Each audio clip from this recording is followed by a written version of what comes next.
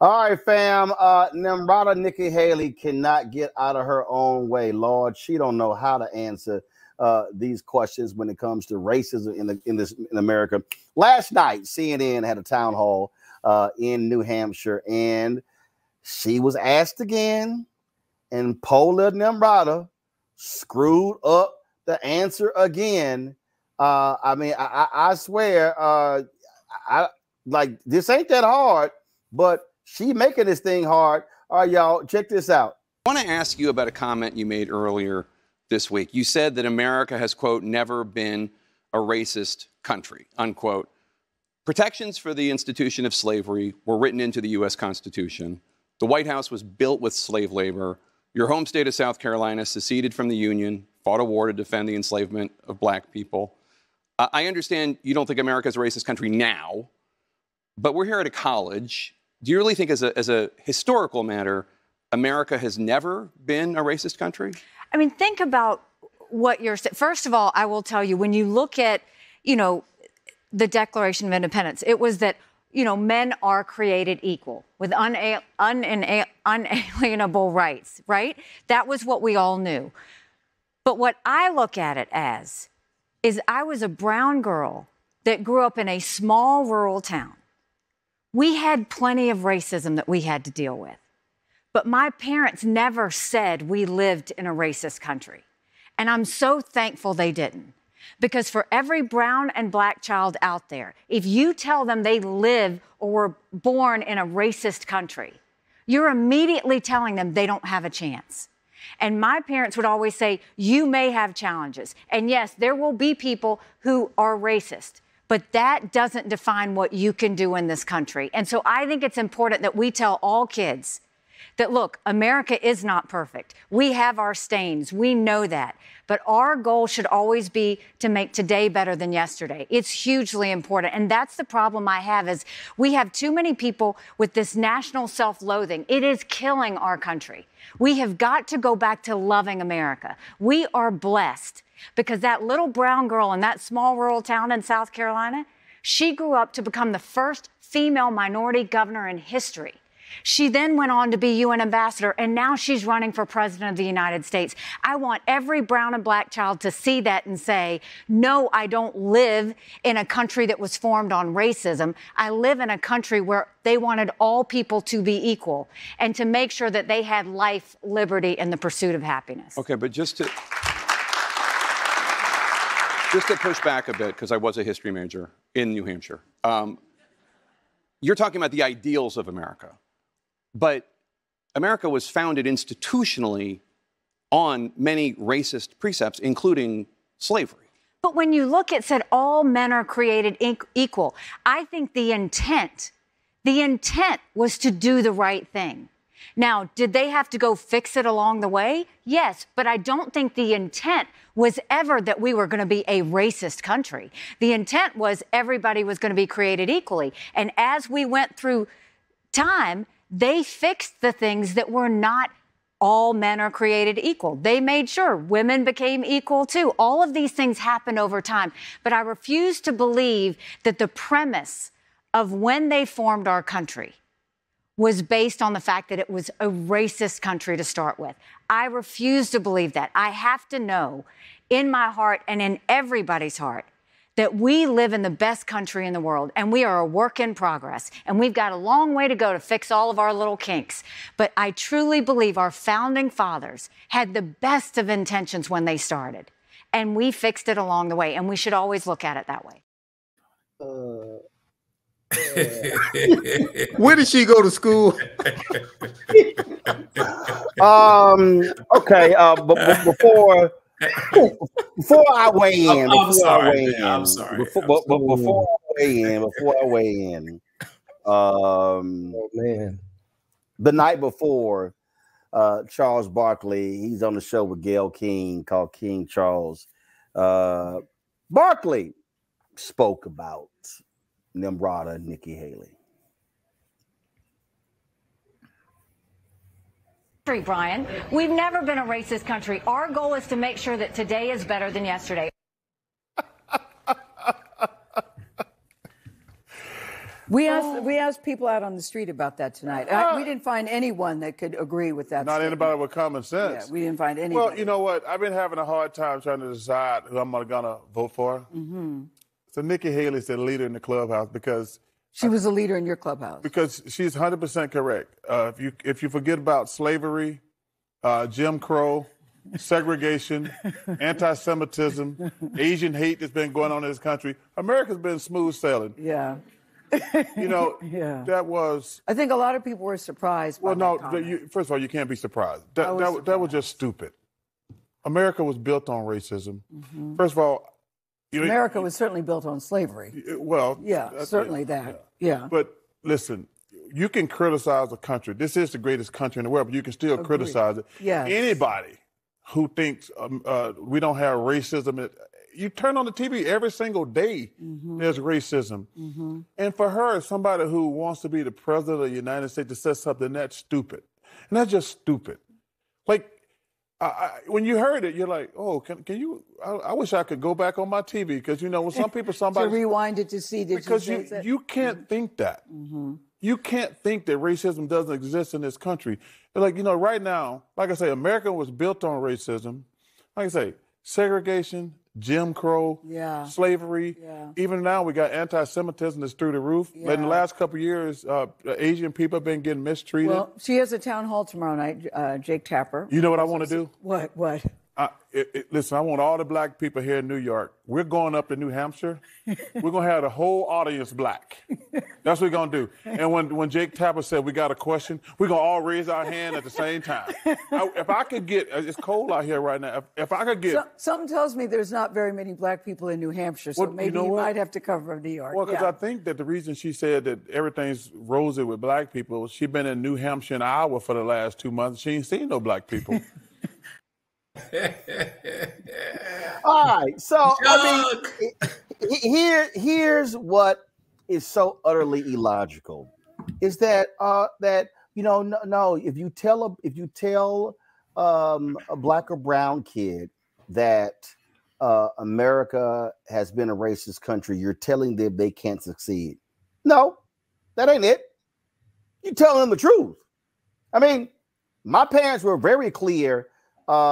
And as I studied American history, what this nation was, that didn't mean I can't succeed. That didn't mean, oh, my life is over. But what it meant was I better have an understanding of the reality.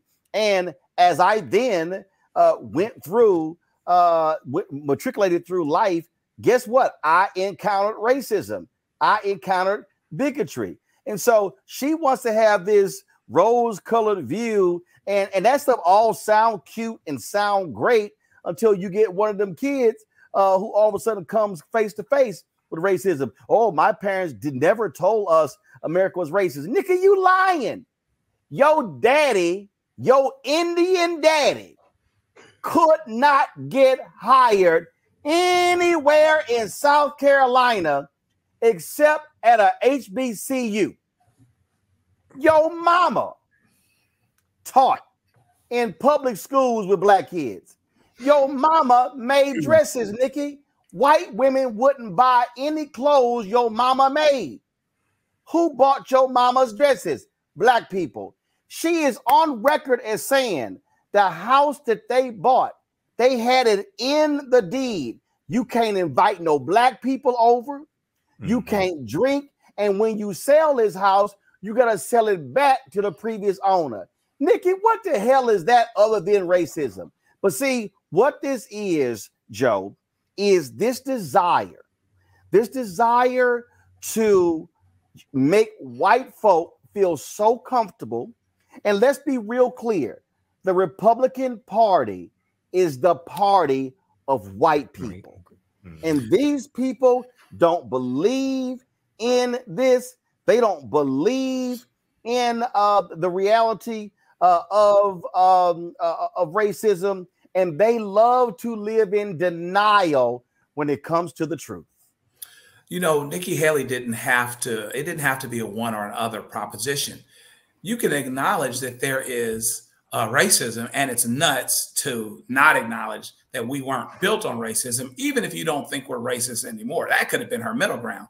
You can acknowledge that racism exists, but still say, my mom and my dad told me, even though they made a decision not to tell me those things because of what they knew and how they were going to approach it. That doesn't mean that it's not there. And that doesn't mean that we're not individually accountable. If we've got to be twice as good to get half as far, then that's our reality. And in her case, maybe she's done it.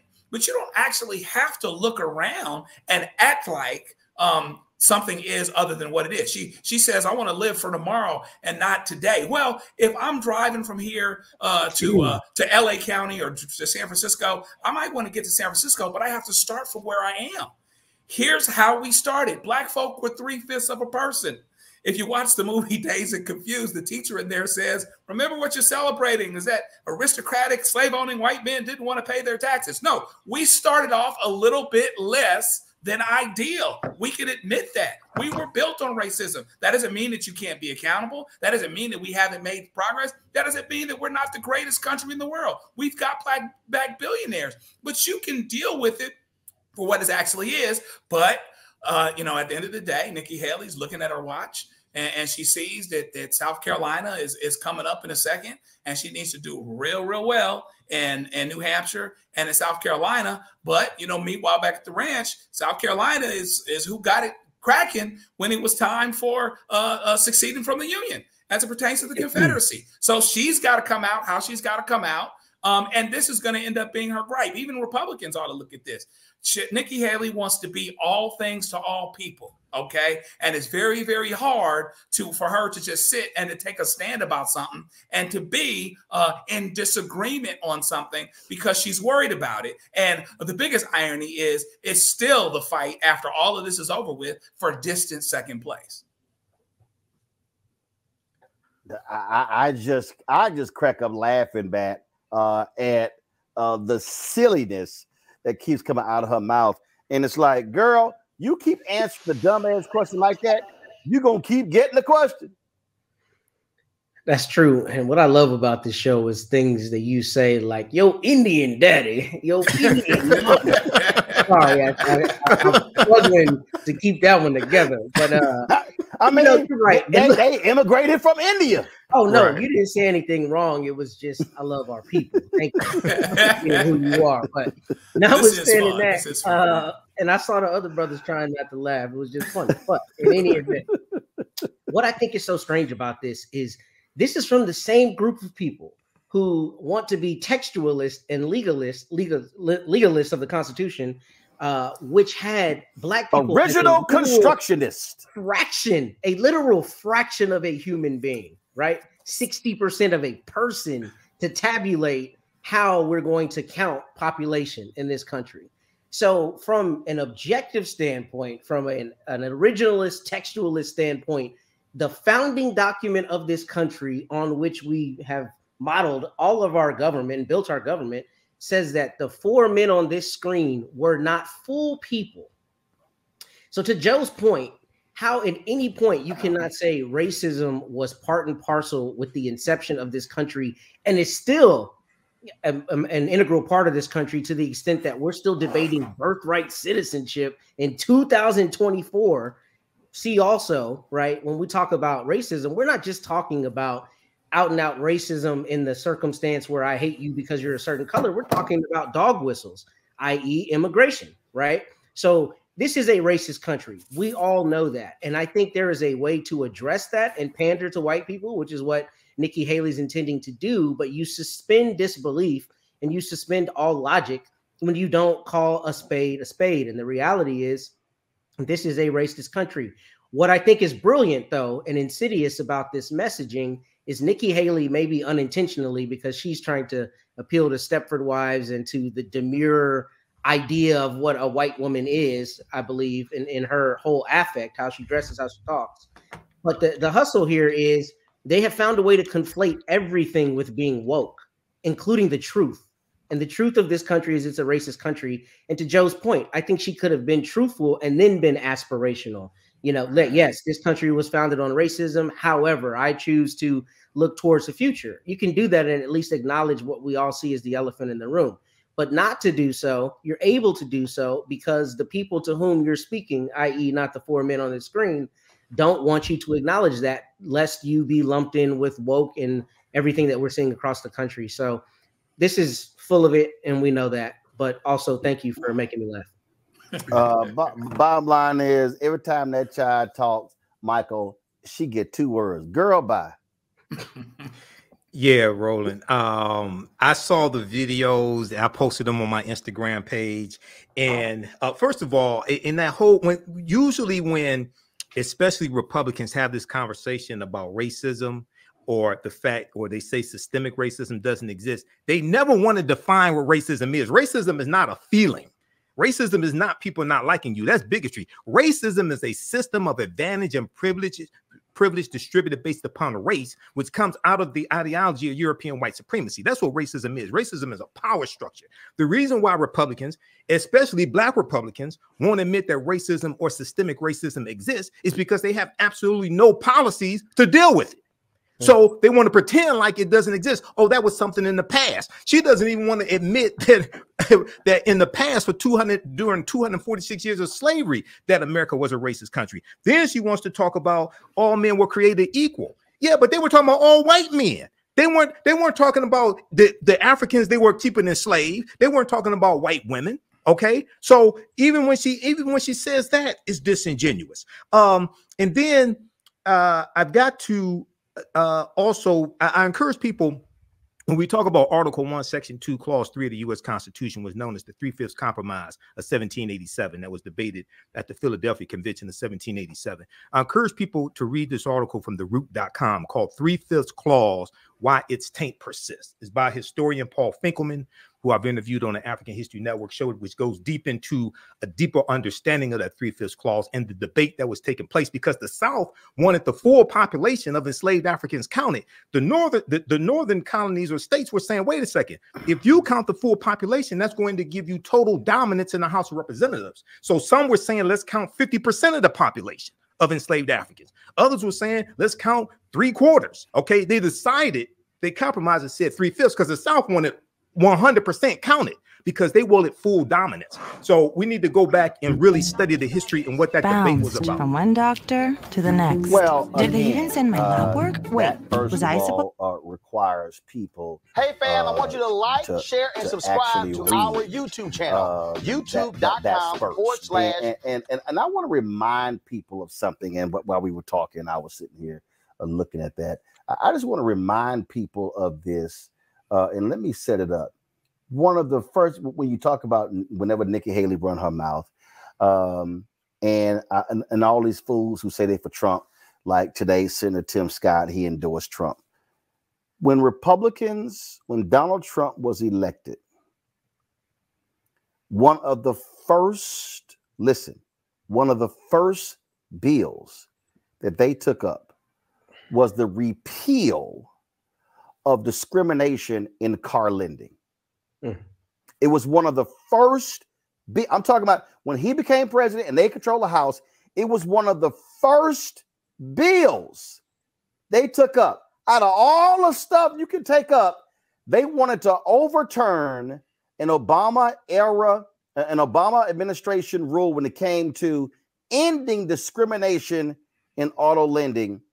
This is a flashback for those of y'all who may have forgotten. That we're making America great every day in every way. And the best way to do that is to stop talking about discrimination and start talking about the nation. We're coming together as a people in spite of what you say. Thank you, gentlemen. I yield back. Gentleman's time has expired. Members are reminded to address their remarks to the chair. The gentleman from Texas reserves, gentlelady from California. Thank you very much. The gentleman, Mr. Kelly, please do not leave because I want you to know that I am more offended as an African-American woman than you will ever be. And this business about making America great again, it is your president that's dividing this country. And don't talk to me about the fact that we don't understand what happens on the automobile. No, I will not yield. No, I will not yell. Okay. Don't tell me that we don't understand. That's the attitude that's been given toward women time and time again. The gentlelady will suspend. The chair wishes to remind all members that they are to address their remarks to the chair. Gentlelady will continue. The chair, but don't stop me in the middle when you didn't stop him in the middle. And so I shall continue. Don't you dare talk to me like that and think that somehow women don't understand what goes on the floor of automobile dealers. Minded to direct her remarks to the chair. The gentle lady And I will am continue saying that in I order. will continue to do that. However, I don't appreciate that you did not interrupt him when he was making those outrageous remarks about him knowing more about discrimination than I know about discrimination. I resent that, and I resent the remark about making America great again. He's down here making a speech for this dishonorable president of the United States of America. Having said that, I reserve the balance of my time, and no, I do not yield not 1 second to you. Not 1 second. Not 1 second to you. That was again. So for all these people who are like, oh, those things are so long ago. We just witnessed that was 2017, and the Republicans wanted to get rid of those provisions. And what I mean by that is that block the white dude said he understood discrimination. In car lending. Now, we need to read between the lines. When a white person says they understand discrimination, they're talking about against white people it's and about against white messaging interests as well. Okay, we want to get rid of this, but we Let's want to do it in a certain order, in a certain way. With logic or with some type of utopian perspective, you'll get lost. He means discriminating against us because our numbers are dwindling and we don't want to lose power. But Auntie had something for him, didn't she? That's my congresswoman. Yes, she did.